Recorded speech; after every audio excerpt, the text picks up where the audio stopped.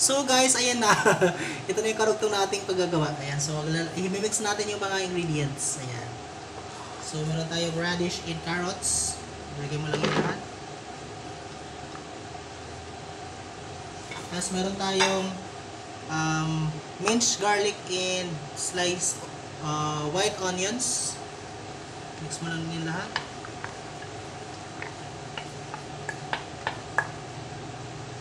Mix mo lang.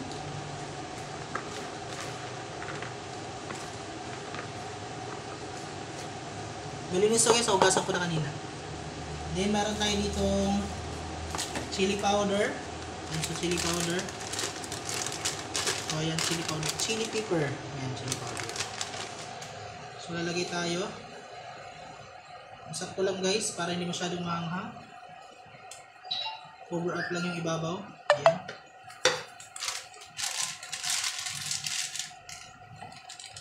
And then meron tayo ditong sesame seeds. Ayan, sesame seeds. Ayan, so i-wrap din natin. Ilagyan din natin.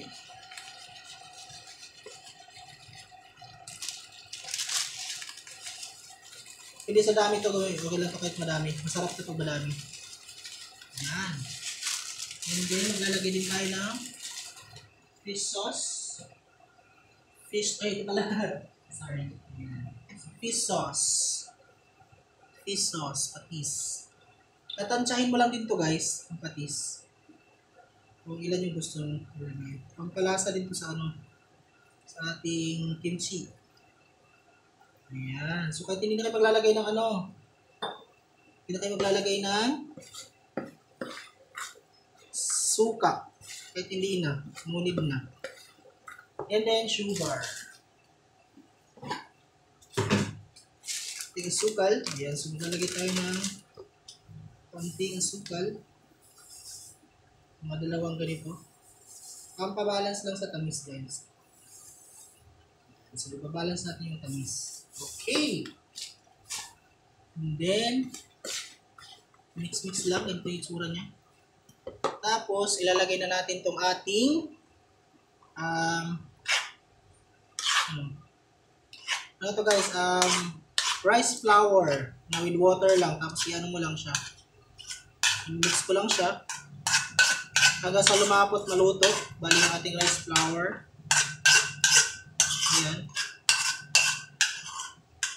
Ayan. Tapos yun yung itsura niya. I-mix mo lang din siya dito sa ating mixture, kaya sa ating mga guys. Huwag kayong mag-alala kahit kunting dry ito.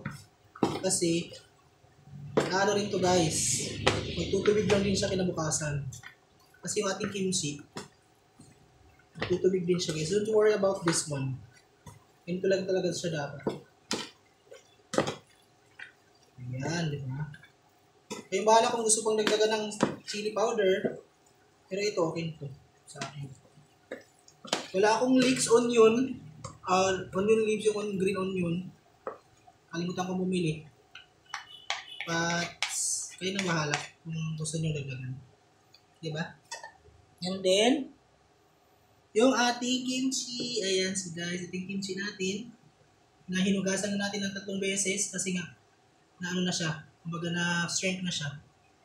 So, ayan. So, gagawin natin ay papahira natin ng hugas mo na ako ng kamay. So, papahira natin ng halimbawa ito, papahiran mo lang siya guys. Mix mo lang siya. At sali ako magkakamay, pwede ka magkamay kasi malinis na yung kamay natin, no? O, diba? Sample. Gagan-ganon mo lang siya. Ayan. Kasi dapat may gloves to pero malinis naman yung kamay ko guys. Naka 10 beses akong hugas 10 beses akong hugas dito. Ayan. Don't worry about this one kasi medyo naman. Ayos naman. So ganito na siya yung itsura. Ayan. So ganito yung itsura. Dalagan mo sa ilalim. Ganyan. Diba? Ganun na siya. Titikpan natin ng konti. Kung itsura lasa. Medyo matabang. Ayan. Okay na siya. Sa akin, medyo matabang lang konti.